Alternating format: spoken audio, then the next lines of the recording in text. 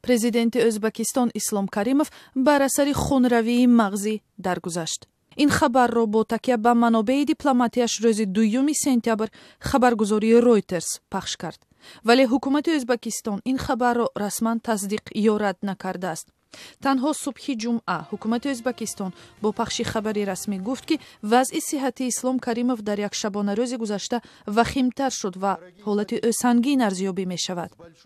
ин хабар рӯзи ҷумъа дар телевизиони давлатии Ӯзбекистон қироат шуд.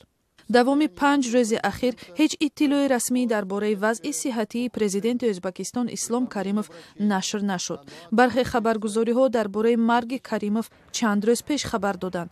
танҳо рӯзи ҷумъа телевизиони давлатии ин кишвар хабари расмиро қироат кард ки вазъи саломатии президенти 78 сола бад шудааст. ин матн ба забонҳои русӣ ва ӯзбакӣ тақдим шуд.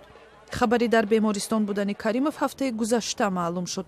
саҳифаи инстаграми духтари хурдии президент хабар дод ки Ислом Каримов раҳбари Ӯзбекистон аз соли 1989 дучори хунравии мағзӣ шуда дар шӯъбаи эҳёгарӣ мебошад то охир вазъи сиҳатии ӯ мӯътадил арзёбӣ мешуд.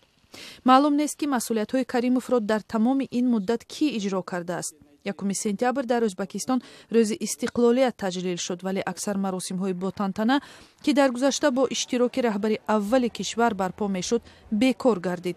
баландмақомтарин шахсе ки дар як бахши маросимҳо иштирок кард нахуст вазири Ӯзбекистон буд.